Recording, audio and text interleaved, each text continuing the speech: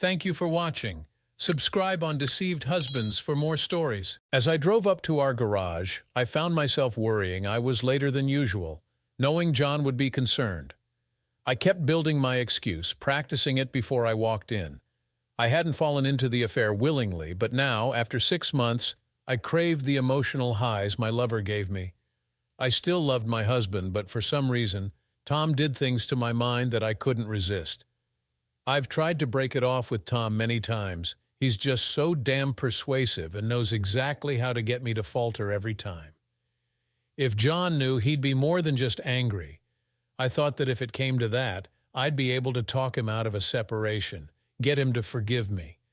I had a plan to work on him just in case. That's how far I'd fallen in my 6-month emotional affair. I'd found a new me and made plans to prevent John, my loving husband, from kicking me out of his life and home if or when he found out. I was certain he'd never figure it out, though. I made sure we spent time together whenever he showed any interest. Sometimes I even started conversations when I didn't feel like it because I loved him so much. I do love him, really.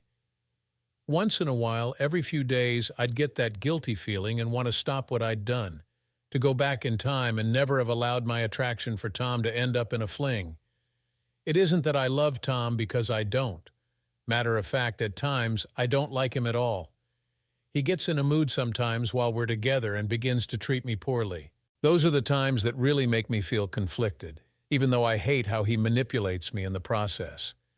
I just can't resist him or his ways. I look into the rearview mirror and check my lipstick and hair.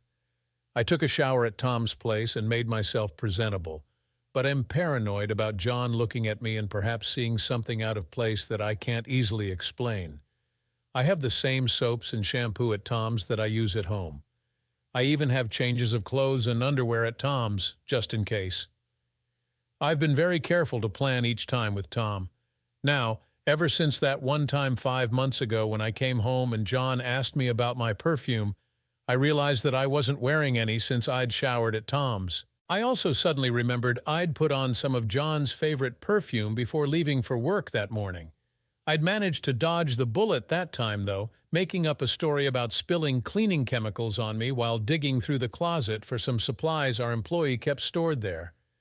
John had bought it, hook, line, and sinker. One last look and I got out, walking into the house. I stopped at the front door and looked around for John's car. It wasn't where he normally parked it. He'd left it on the street, almost in front of the neighbor's house. That was odd. He usually parked it in our driveway. Meanwhile, inside the house, from John's point of view, I watched Sarah as she checked her face in the rearview mirror. It had been a long, tiring day for me, and I was tired of waiting for her arrival. Of course, she was late again. It had been getting more and more normal than an exception. Had she been where she claimed she was, I'd have no problem with it, but that wasn't the case. It had all started months ago, and up until it became totally unavoidable, I tried to find a way to get her back with me. I tried everything I could think of with no help from her. I had made a decision that I wouldn't let her know I knew about her affair. I knew that she had to break it off on her own for it to do either of us any good. Dinners, outings, gifts, I tried all the usual things. I got creative.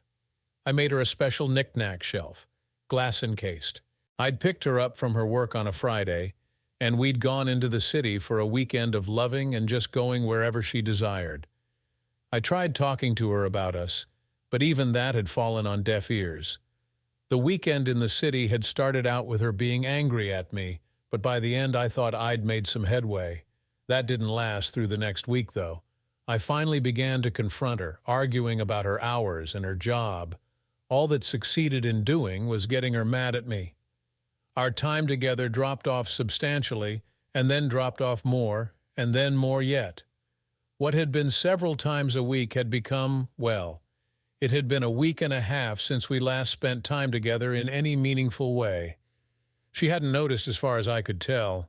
I'd known all along what was going on. 5 months ago, I'd actually caught her at it, but she'd managed to fend off my questions and fire back an excuse about why she'd taken a shower at work. What she didn't know was that Ed followed her that afternoon, and I knew precisely why she'd taken the shower. and her job had absolutely nothing to do with it. Finding out had crushed my heart, but I still loved her enough to try to win her back. She was the woman I wanted to have children with. She had my heart, and I'd fallen very hard for her when we'd met. Now, well, it wasn't going to be all that hard to do what I had to do tonight. I wondered briefly how she'd handle it when I left, but thought she'd probably run to her lover and they'd laugh at me, the fool that they'd pulled the joke on all this time. How can a husband compete with a lover who has no need to perform routine chores for a wife? How can a husband not confront a wife about her cheating with her lover and try to win her back? Honestly, I tried my hardest and failed. I'm going to be telling her that I have to go out of town on an emergency road trip tonight. It wouldn't be the first time something like this had come up, but it would be the last. You may ask why I didn't confront her. All that would prove is that I caught her, and she'd be sorry for that I'd caught her. Not that she decided ahead of time to quit.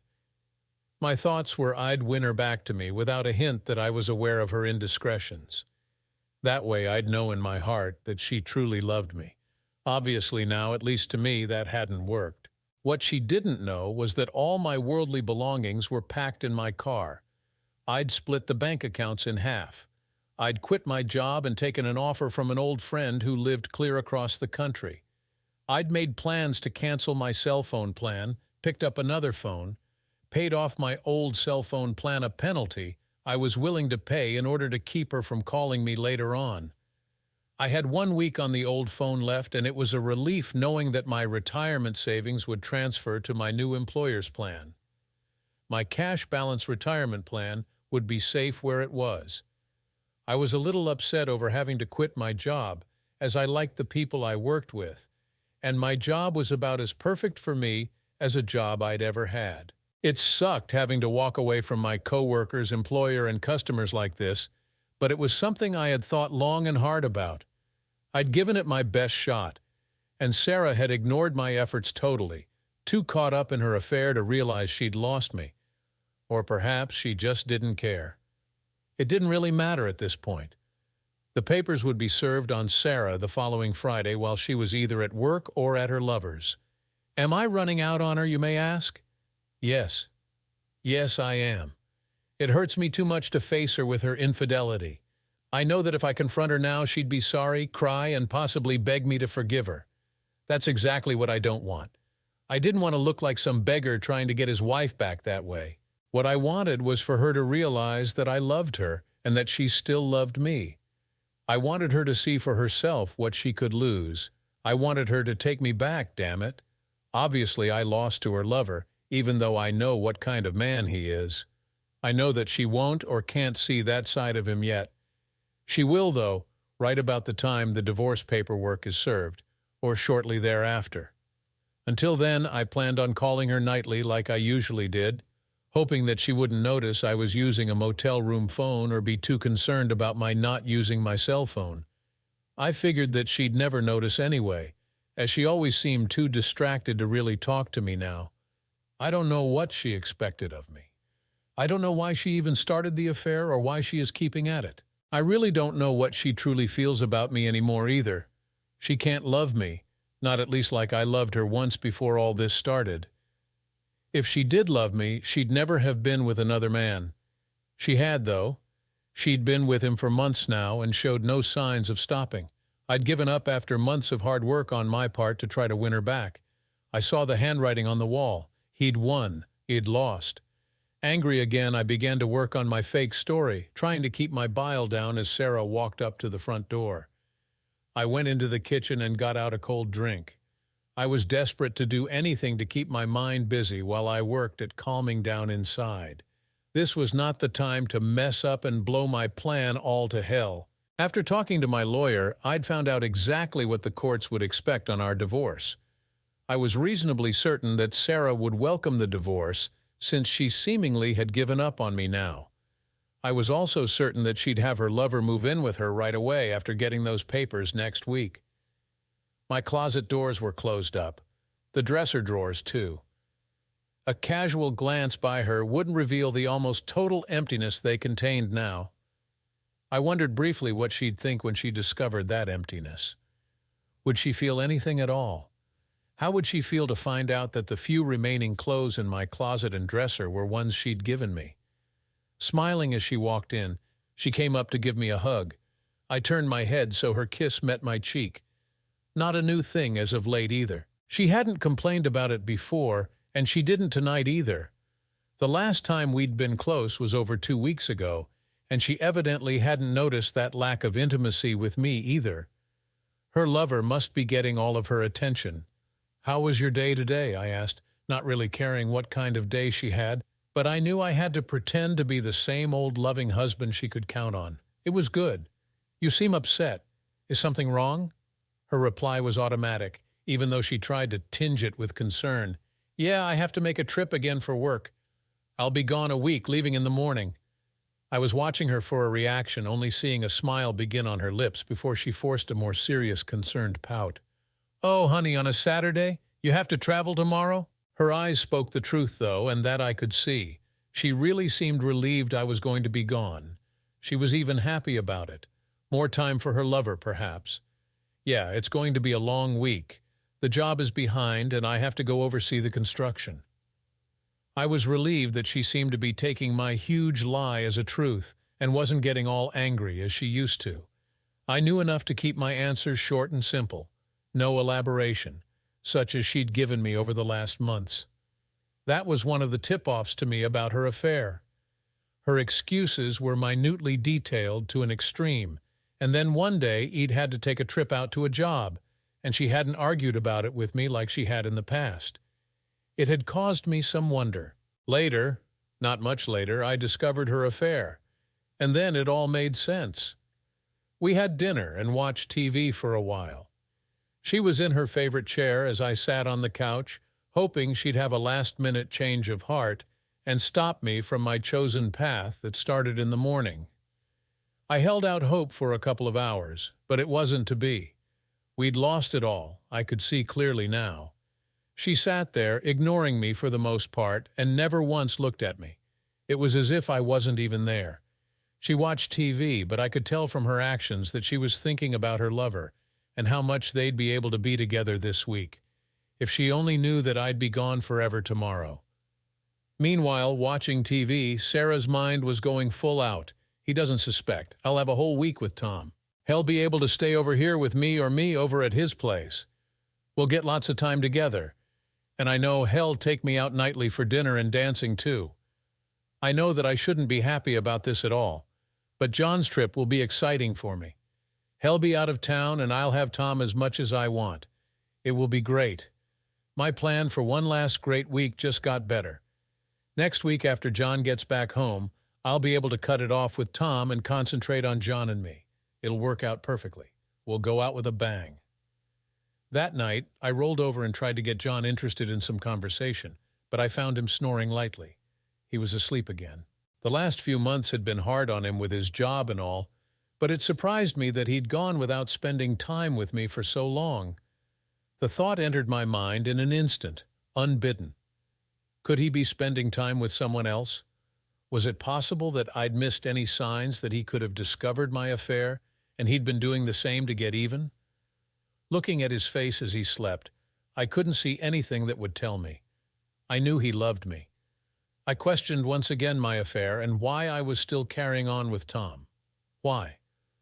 Tom wined and dined me. He took me dancing.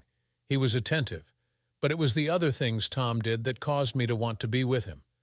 John loved me, and in our relationship that was a difference that I cherished. Tom cared for me in a different way, and at times it was what I needed. Tom takes care of needs other than just talking for me, too. At times, I really like going out to eat and dance with Tom. He is gentle and attentive while we're out, and it is as if I am the only woman in the world in his eyes, so much so that when we get back to his place or the motel rooms, as the case may be, I'm ready to show my appreciation for the great times. Our time has been exciting, but it's about time to stop it. Lately, I feel like I'm losing John. And my greatest fear is that he'll discover my affair and either leave me or hurt Tom, or worse yet, do both. Matter of fact, I've noticed that for the last few months, John has been working hard to be a good husband for me. A little stray worrisome thought crept into my mind. Was that because he knew about my affair and he was trying to one-up my lover? I dismissed that thought immediately. Had John known, I know what would happen. He'd go ballistic and probably go after Tom. I didn't want to have to bail John out of jail should he do something rash. I wasn't sure what John could or would do if he found out about my affair, but I was relatively certain that he'd leave me in an instant. Yes, this week would signal the end of my time with Tom. As fun as it had been, I needed to concentrate on my husband and starting our family. It was time. That morning I woke to an empty bed. He left without a hug, kiss, or even a goodbye.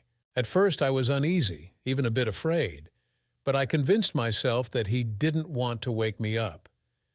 John is a loving husband and caring enough to know that I was tired and could use some extra sleep. His call that night was good, but nowhere as good as having him at home with me. Of course, Tom was on his way to our place as I spoke with my loving husband. I was going out with Tom that night, and we'd end up at either his place or here. I'd have my cell phone, and John usually called me on that anyway. John seemed preoccupied during the call, but I knew that his job was probably weighing on his mind. When he had to go out of town like this, he usually focused on the issues on the job, and that left him little time to sit and think about not being near me. This worked in my favor as far as Tom and I went too, so I understood and was understanding of his lack of focus on us at times like this. I was ready for Tom when he knocked on the door. I'd left the garage door open, and he knew to just drive in, close the door, and then come around to the back patio door. I was sitting on the kitchen counter waiting. His knock caused my spine to shiver, as I knew what he'd do once he opened that door and saw me like this. "Sarah, are you here?" His deep voice sent shivers to my spine again, and as he walked in, seeing me, the look in his eyes made me feel more excited than ever. "I'm right here waiting, Tom. Can we talk before we head out to dinner and dancing? I find that I'm a little in need." I could hear it in his voice, anticipation, deep desire. I turned him on. "Jesus, oh God, you're beautiful, Sarah. Amazingly so."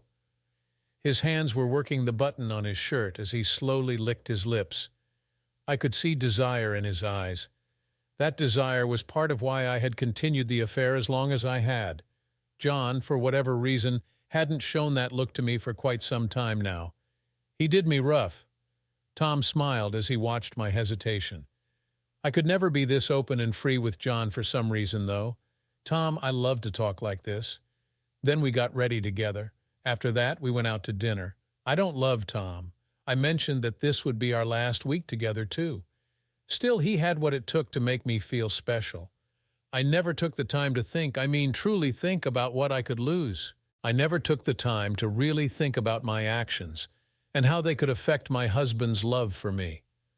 I just went with the moment and longed for the thrill of the excitement that Tom brought me. At dinner, we sat near the back in a darkened booth. As we ate, Tom kept making me laugh. After dinner, he took me dancing at an upscale, crowded club. Once on the dance floor, his moves became suggestive and downright playful. I reveled in the fun of it all. Here I was, a married woman whose husband was away, out with a lover who was making me laugh in public. It was truly an adventure I was on, more than anything else, I suppose. With Tom, I could be carefree and not worry about what he'd think of me later on. For his part, Tom had kept up some gentlemanly efforts, and I was thankful for that. At one point during a slow dance, Tom's hands were on my waist. What would John have thought if he'd seen Tom doing that? I wondered briefly. Almost as quickly as the thought of my husband entered my mind, Tom brushed him out by his actions. I saw a few people nearby glancing at us, some with curiosity, others with disapproval. Later that evening, back at my home, Tom and I spent time talking and laughing. As he was telling me a funny story, my phone rang. I answered it, motioning Tom to be quiet. "Hey, it's me. I got in a bit later than I figured I would, but I thought you'd want to know." "How was your drive?" I asked. "Uneventful." "What time do you have to be at work in the morning?" "Early.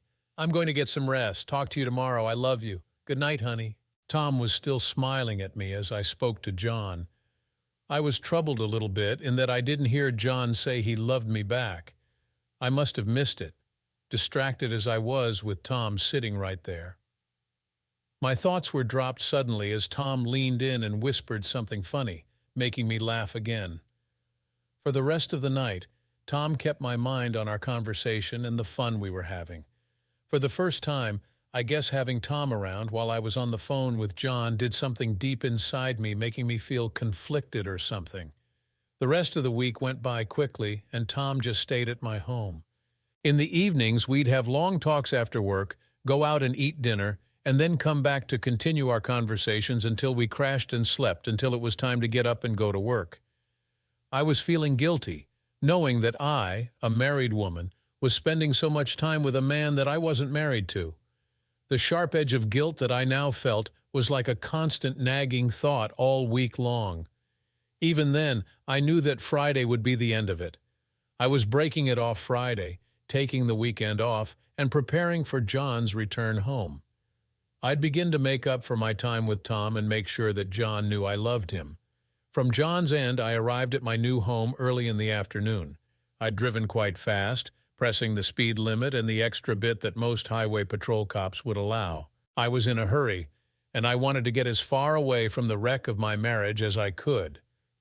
Mike, my old friend, had a pretty busy business going for him.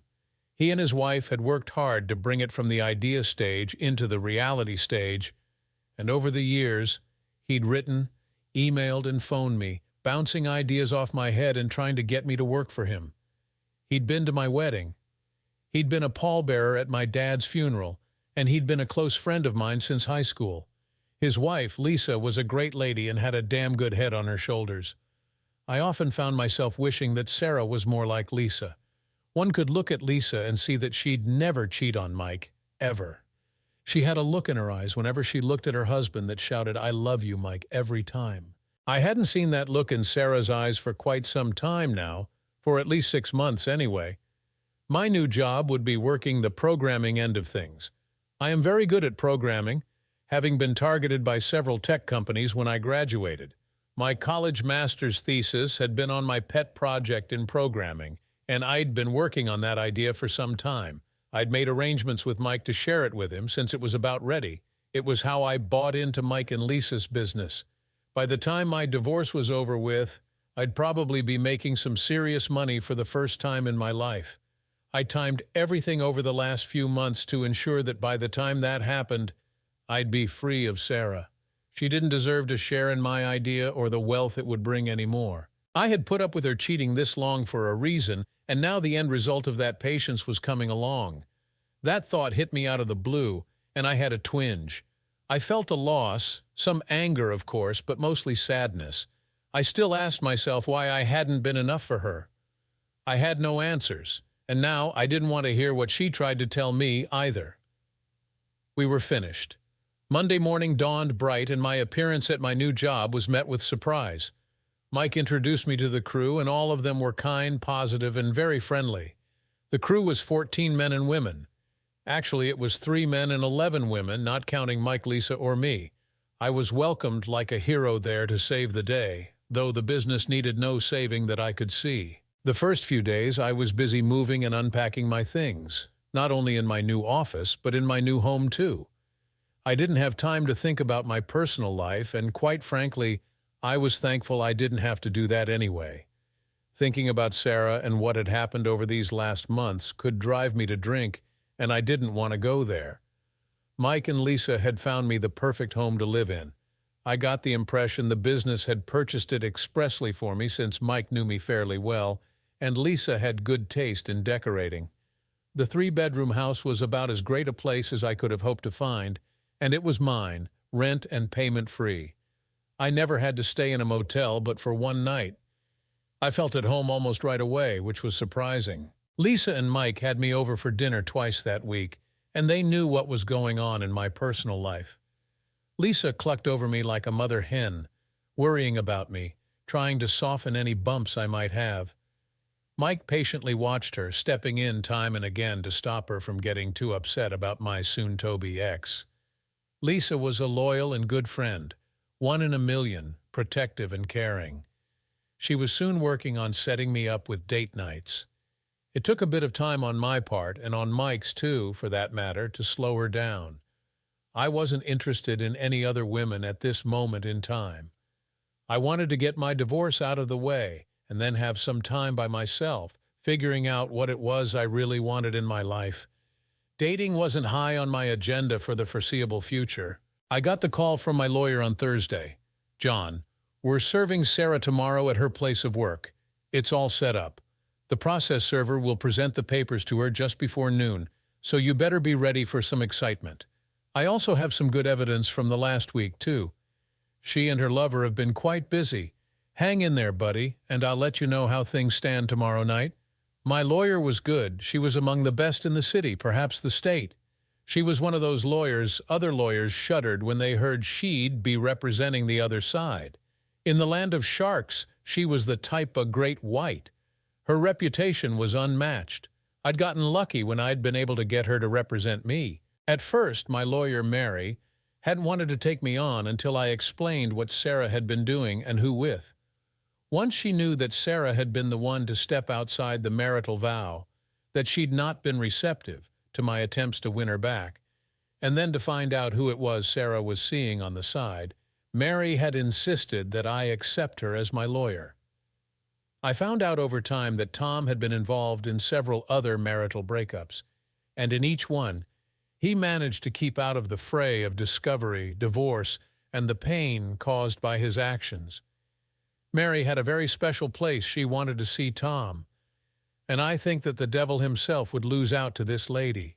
It seems that Tom was not only a manipulator, but he always pushed his conquests into doing more and more, eventually leading them into almost a life of complete dependence on him. He used women to get more business lined up for his company, for favors to people he owed, and things like that. I knew that Sarah couldn't have seen that side of him yet, but I was certain that if she kept seeing him, she would sooner or later. I knew, too, that Sarah would regret ever having hooked up with him eventually. Too bad it would be too late for her to have me to come running to. It happened that Tom's modus operandi was always the same: find a woman that wasn't quite there as far as confidence, self-esteem, or emotional stability. Never all, just one of those things, and he'd work on them, get to know them, build them up, get them attached to him, and then, after becoming their confidant, set them up to work for him. He was slick, that was certain. Mary wanted a piece of him badly, and my marriage was to be the instrument of his downfall, it seemed. The week went by slowly, and each night when I'd call Sarah, it took all I had to act like I cared. That Thursday night, I knew it would be the last call I'd make to her. I also knew that she'd be trying her hardest to call me tomorrow after being served. Luckily, my old cell phone would be history by then. Sarah continues, "John called me Thursday and sounded down. I was feeling guilty too. I'd been thinking all week long in between my time with Tom. I knew that it was time to break it off. I shouldn't have ever had to break it off to begin with." At different times all day Thursday, I felt like I'd lost something important. I couldn't quite put my finger on what was truly bothering me, but I knew something was going on in my universe. I could feel it. My stomach had been upset, and deep inside I had the feeling of impending doom for some strange reason. Our conversation was different too. John sounded relieved, yet he didn't seem to want to talk to me. He called and pretty much waited for me to carry the conversation. When we hung up, I told him I loved him, and he just said goodbye. Had I known then what I know now, I'd never have let him go on that trip. I'd have begged him for forgiveness. Hindsight is always 20/20, isn't it? I put my worries out of my mind, and as I turned from hanging up, I began to tell Tom that this would be our last night together. I was breaking it off with him now, so I'd have 2 or 3 days to prepare for my husband's return. I wanted to be sure that nothing of Tom would be left in or on my life, no signs, no residual feelings, nothing. The phone call troubled me late that night, but I finally fell asleep. I was at work on Friday when, just before lunch, my whole universe shuddered to a halt. I heard my name mentioned by a man in a dark brown suit. It was ill-fitting, and he looked a bit hard around the eyes as he walked towards me. "Sarah Anderson?" "Yes. Can I help you?" "You've been served." And with that, my whole world crumbled around me. I wasn't sure what I was being sued for, but something had to be dreadfully wrong. Without looking in the envelope he'd handed me before he turned and walked out, I called John. He'd know what to do. I always had been able to turn to my husband to fix problems for me. He'd fix this up, whatever it was. I tried to call him. As I hit speed dial on my cell phone, I only heard that John's number was no longer in service. Troubled, I looked up his phone number on my caller list and tried dialing it, thinking that the phone company was having issues. I got the same message. Suddenly I was scared. I felt a chill course through my body as little demons began to poke my heart. Panic set in, and I did the only thing I knew to do. I called John's boss, Greg Stevens. Greg, I can't seem to get a hold of John. Do you know where he's staying? Sarah? Yes, this is Sarah. Greg, you know me. Why are you calling here? John quit. His last day was last Friday. He took another job somewhere else. He told me he was moving there permanently.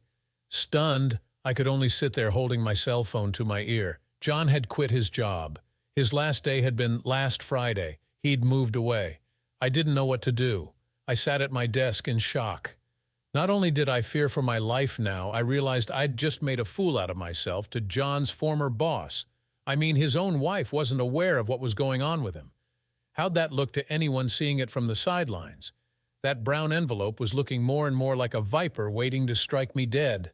Finally, I opened it up and discovered my affair's cost to me. I'd lost my husband. The only man I'd ever loved was gone. He'd left me. I chased him away with my emotional affair, and for what? Some temporary excitement that John could have given me had I let him be with me over the last 6 months. I'm not sure how long I sat at my desk crying, but a coworker finally saw me and got me off to the ladies' room. In tears, I explained what was going on. At first, Maria was angry that my husband could be so cruel. After I explained my part and why he left me, she suddenly got angry at me. Are you stupid or crazy? Jesus, Sarah, that man worshipped the ground you walked on. He loved you. He was totally in love with you, and you do this to him? He's a great catch, and you caught and released him. You have to be out of your mind to let a man as great as John go like this. What were you thinking? On your lover's best day, he couldn't be a tenth the man John is on his worst day. You poor, foolish woman, I pity you, I really do. I never knew he'd find out, Maria. I thought I'd have my fling, John would never know, and after I was over Tom, I'd make it up to John. Honey, husbands will always find out, always. They'll notice it when you start to act differently. All cheaters do that, you know. It's the little things in the beginning. First, you may slight him in some little way. Your lover is making you feel special. Your husband obviously didn't. Otherwise, your lover wouldn't have gotten to you like he did. Pretty soon, you're so caught up in your affair, you can see what you're doing to your loving husband. You have to understand, Sarah, John knew. He felt it over time. He dug up the facts, I'm sure. You didn't see it because you were caught up in your deception and games. Oh, God, I've lost him. Maybe, maybe not. He'll need to talk to you. There will have to be closure. He'll need it. You may have a small chance to get him to forgive you. He won't forget, but he may forgive you. He hit me with divorce papers today. He's been acting strange all week when I talked to him on the phone, and now I can't even call him. I've lost him. He'd never have left like this, quitting his job and everything, unless he'd given up on me. Why couldn't I have seen this? Why did I keep on with Tom? Oh, my God. I've ruined my life, my marriage, everything. You'll live, Sarah. Trust me. I know. You'll live. How do you know that? I've told you I've been there, right here where you are. I, too, had an affair. My ex left me. He confronted my lover, but he left me. I've managed to survive. You cheated on your husband, too? Yeah.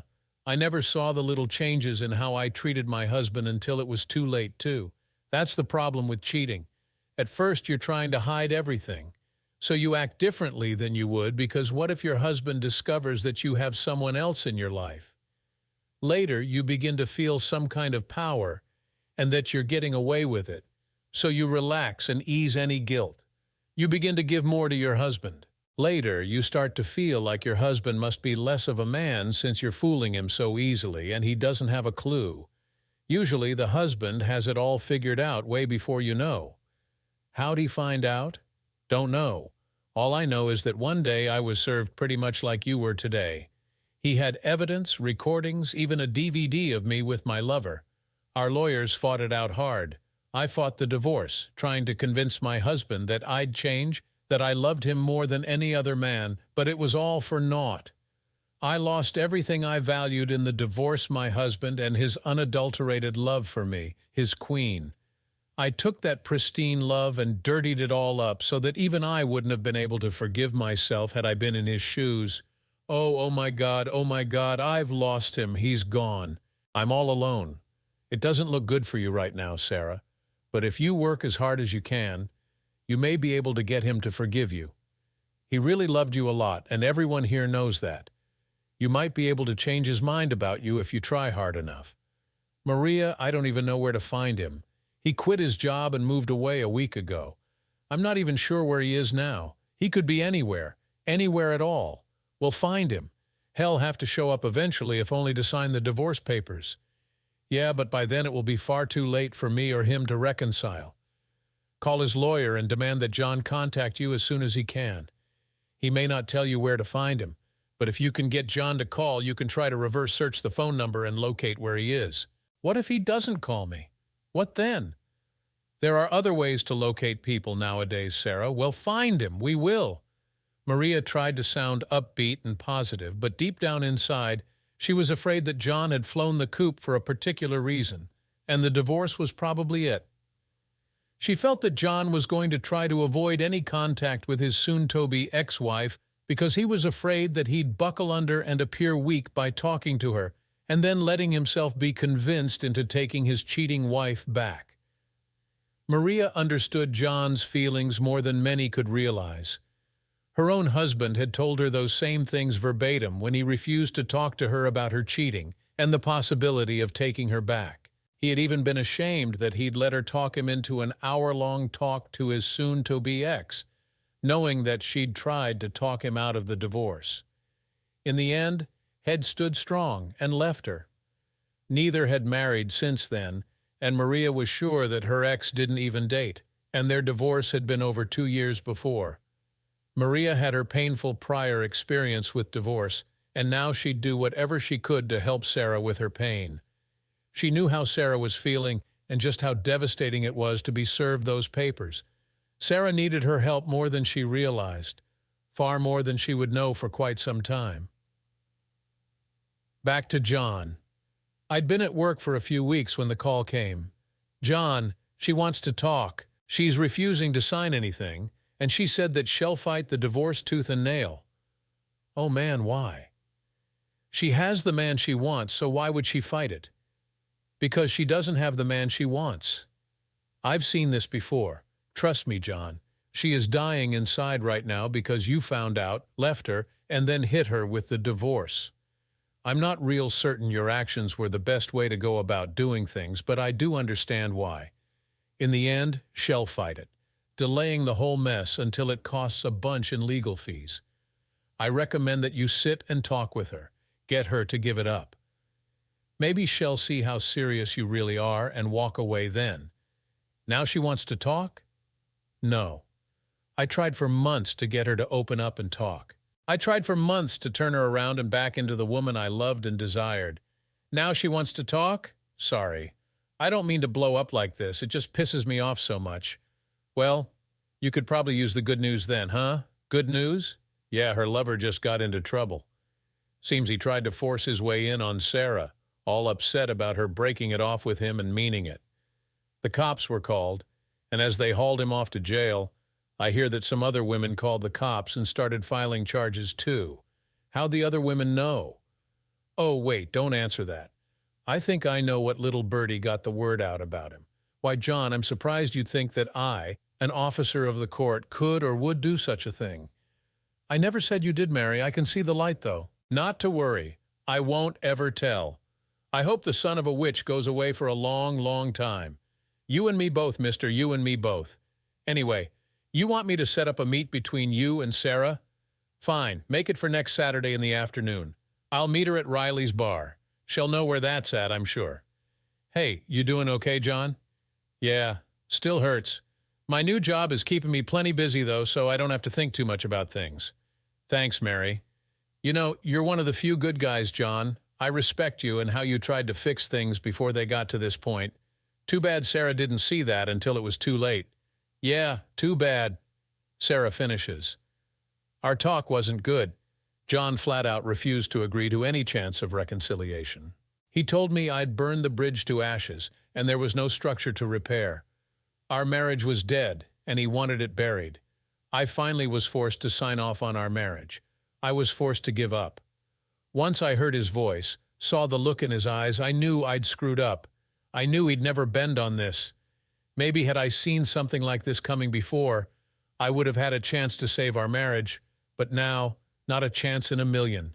The worst part of all of this, I love him completely, totally, and forever. I just didn't realize how much until it was too late. He found a new job, moved away, and led me to believe he'd be home at the end of the week. Yeah, he lied to me. The problem I have now is to know that I lied far more, for a far longer time, and in a far worse way. My life is empty. My lover is gone, evidently headed to jail. My husband is gone and soon to be my ex-husband. All that's left of my marriage is his signing the decree. I'm still young enough to start over, but the clock is ticking, and soon I will be in that danger zone for having children. I couldn't keep my first husband, who I loved dearly, even though through my actions I clearly showed the opposite to those who saw what happened. I signed the final papers today, Decree Nisi being the beginning of the end, Decree Absolute being what I signed today. So cold, so formal, so empty. John finishes. My life has gone through a metamorphosis. With Sarah gone, living in a new city, and my new job keeping me busy, I haven't had a lot of time to dwell on the recent past. I have had some nights that were long, cold, and yes, empty. I see some silver linings beginning to show up, though. My process program is working far better than even I hoped for. Our business is leaping ahead with a growing momentum thanks to our combined efforts. I found a nice house that I moved into, and one day I hope it becomes home to me too. Lastly, there's a few nice prospects for female companionship on my horizon. I'm a bit gun-shy of new relationships, but I have dated a bit here and there. I hope to get over the nasty mess behind me soon, and then I can begin to look for someone special again. I'm pretty sure they won't look or even sound or act anything like Sarah. That's okay with me, though. I'm about over her totally now. Just a little more time, and I'll bet even the looks, sounding, or acting like her won't even get to me too much. Thanks for joining us for this gripping tale of betrayal and redemption. Do you think John made the right decision by walking away from his marriage, or should he have given Sarah a second chance? Let us know your thoughts in the comments below. Don't forget to like, share, and subscribe for more real-life stories. Until next time, stay strong and keep moving forward.